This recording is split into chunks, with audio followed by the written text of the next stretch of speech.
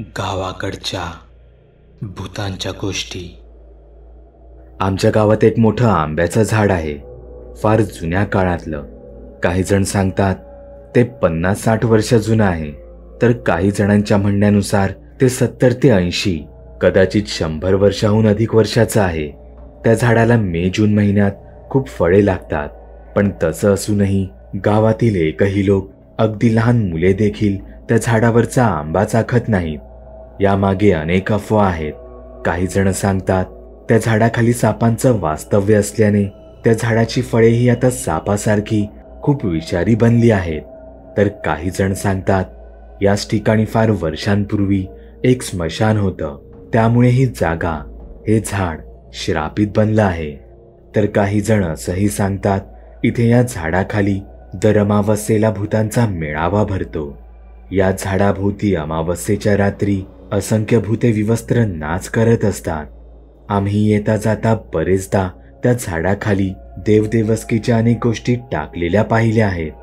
कोंबड्यांचे पाय, लिंबू मिरची, बाहुल्या, असं बरंच काही. मी लहान होतो तेव्हाचा हा किस्सा.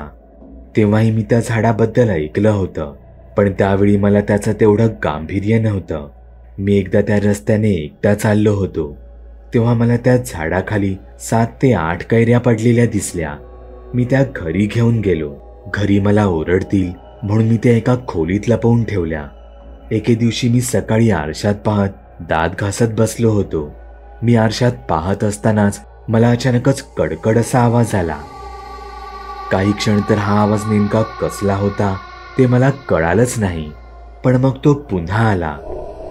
समोर पाहतो तर माझ्या समोरील आरशाला आपोआपच तडा गेला होता. त्याच रात्री मी टीव्ही पाहत होतो. बाहेर दारामध्ये नेहमीप्रमाणे एक बल्ब पेटत होता.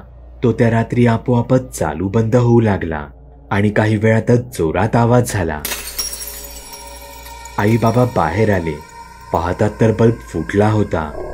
हे दोन्ही अनुभव मला तर आधी फक्त योगायोग वाटले, म्हणून मीही तितकं लक्ष नाही दिलं.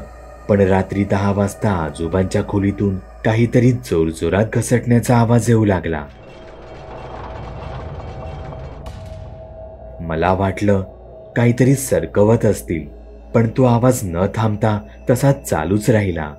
हे सगळं कमी होतं म्हणून की काय, खोलीतून आता आजोबांच्या ओरडण्याचा आवाज येत होता. आम्ही सगळे घाबरून धावतच त्यांच्या खोलीत गेलो, पण तिथे तर सगळं नॉर्मल दिसत होतं. आजोबा मात्र खूप घाबरले होते. आम्ही त्यांना विचारू लागलो, एवढं घाबरायला काय झालं? तेव्हा ते आम्हाला सांगू लागले की ही लाकडी खुर्ची आपोआपच गोल फिरत होती. आम्हाला तर आधी ही मस्करी वाटली. काय आजोबा, काही पण काय बोलताय, असं म्हणत आम्ही त्यांच्या बोलण्याकडे दुर्लक्षच केलं. पण तेवढ्यात त्यांनी जमिनीकडे बोट केलं आणि म्हणाले, खोटं वाटतं तर हे बघा. आम्ही पाहिलं तर खुर्चीभोवती गोल आकारात जमिनीवर सड पडले होते. जणू खरोखरच ती खुर्ची बराच वेळ कोणीतरी गोल गोल फिरवली होती. पण हे कसं शक्य होतं? कारण ती खुर्ची एवढी जड आणि जुन्या लाकडाची बनली होती की ती आपोआप काय आजोबांनाही फिरवणं शक्य नव्हतं. तेव्हा आजी सांगू लागली, घरात गेले 2 दिवस काहीतरी विचित्र घडत आहे. घरात बाहेरचं काही आणलं होतं का? किंवा घरातील कोणी कुठे अडगळीच्या ठिकाणी गेलं होतं का? मला लगेच मी आणलेल्या त्या झाडावरच्या कैऱ्यांची आठवण झाली. मी हळूच तिथून निसटलो आणि त्या कैऱ्या लपवून ठेवलेल्या खोलीत गेलो. कैऱ्या आणून खरं तर 4च दिवस झाले होते, पण मी पाहतो तर त्या पूर्ण काळ्या पडून कीड लागावी तशा कुजल्या होत्या. मी घरच्यांच्या नकळत त्या घरामागच्या टॉयलेटच्या पाठी लांब फेकून दिल्या. आता हा सगळा योगायोग होता किंवा हे भूताटकीचं काही होतं मला माहीत नाही, पण त्या कैऱ्या बाहेर फेकून देताच गेले 2-3 दिवस घरात सतत होणाऱ्या त्या विचित्र गोष्टी आपोआपच थांबून गेल्या होत्या. मी आजवर त्या कैऱ्यांबद्दल कधीच कोणाला सांगितलं नाही. आमच्या गावचं ते झाड 4 वर्षांपूर्वीच पावसाळ्यात वीज पडून संपूर्ण जळून गेलं आणि सोबतच त्या सगळ्या गूढ भयानक गोष्टीही त्याच्या सोबत घेऊन गेलं. हा अनुभव माझ्या लहानपणी मला आला होता. तेव्हा मी साधारण 15-16 वर्षांची होते. नवरात्री निमित्त मी माझ्या मावशीकडे राहायला आले होते. मावशीलाही माझ्याच वयाची मुलगी होती, त्यामुळे आमच्यात त्यावेळी चांगलं जमत होतं. मावशीच्या घरी देखील नवरात्री पूजा खूप जोरात असायची. घटस्थापनेच्या आदल्या रात्री मी, मावशीची मुलगी आणि मावशीचा मोठा मुलगा असे आम्ही 3 जण पूजेसाठी लागणाऱ्या सर्व वस्तूंची खरेदी करण्यासाठी म्हणून तिथल्या मार्केटमध्ये गेलो होतो. मावशीच्या मुलाने पूजेचं महत्वाचं सगळं सामान हे पटापट घेतलं, पण आमची मुलींची खरेदी मात्र अजून बाकी होती. तो कुरकुर करत होता, म्हणून आम्ही त्याला पुढे जायचं सांगितलं. तो जाताना आम्हाला बजावून गेला, जास्त वेळ लावू नका, वेळेत घरी या. आम्ही त्याला हो म्हणून सांगितलं, पण आम्ही तिथे इतके गुंतलो होतो की आम्हाला वेळेचं भानच राहिलं नाही. तिथून परत घरी येईपर्यंत रात्रीचा आम्हाला बराच उशीर झाला होता. आता घरी मावशीचा ओरडा पडणार हे नक्की होतं. आम्ही त्या रस्त्याने जात होतो, पण तो रस्ता रात्रीच्या अंधारात आता फारच भयानक वाटू लागला होता. तेव्हा माझ्या लक्षात आलं, मावशीचा मुलगा जास्त वेळ लावू नका, वेळेत घरी या असं का म्हणाला होता ते. तिथून जात असताना अचानकच मला रस्त्याच्या कडेला एक लहान मुलगी दिसली. साधारण 1.5-2 वर्षांची असेल. तिच्या अंगावर एकही कपडा नव्हता. तिच्या कमरीला एक काळा दोरा बांधला होता. कपाळावर लाल कुंकू फासलं होतं. ती मुलगी माझ्याकडे एका विचित्र नजरेने पाहत होती. मीही तिथेच उभी राहून तिच्याकडे पाहू लागले.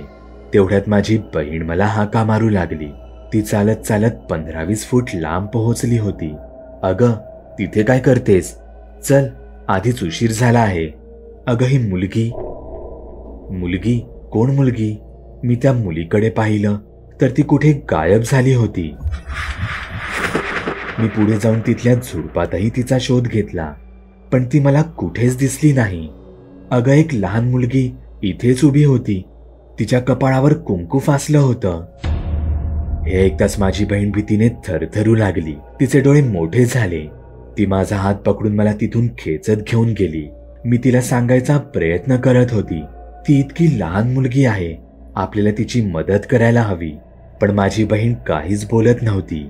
आम्ही जेव्हा आमच्या परिसरात आलो तेव्हा तिने माझा हात सोडला आणि म्हणाली, तुला त्या मुलीला मदत करायची होती हे ठीक आहे, पण मग ती तुझ्या डोळ्यांसमोरच अचानक गायब कशी झाली? माझी बहीण आता जरा गंभीर आवाजात सांगू लागली, तिची मदत कोणीच करू शकत नाही. अगं, तुला माहित नाही, तिथे खूप वर्षांपूर्वी एका भोंदू बाबाची झोपडी होती. तो स्वतःला मांत्रिक म्हणून घ्यायचा. लोक त्याच्या पायाशी यायची, पण असं म्हणतात की तो तिथे या दिवसांतच अनेक काळ्या जादू, इतकंच काय तर बळीही द्यायचा. या अफवांचा पुरावा मात्र कोणालाच कधी सापडला नसला. तरीही बातमी कळताच लोकांनी त्याला बेदम मार देऊन या भागातून पळवून लावलं. तो तर तिथून निघून गेला, पण लोकांना इथे नवरात्रीच्या दिवसांत एक लहान मुलगी फिरताना दिसते, जिच्या कपाळावर तू सांगितलंस तसं कुंकू फासलेलं असतं.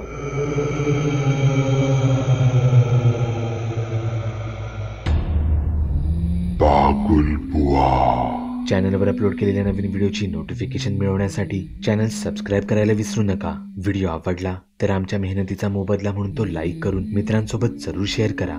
चॅनलवरचे इतर व्हिडिओ पाहण्यासाठी इथे क्लिक करा. तसेच चॅनलवरची प्लेलिस्टही चेक करा. दर दिवशी नवनवीन भूतांचे व्हिडिओ बनवून मी तुमचं मनोरंजन करत राहू याची खात्री बाळगा.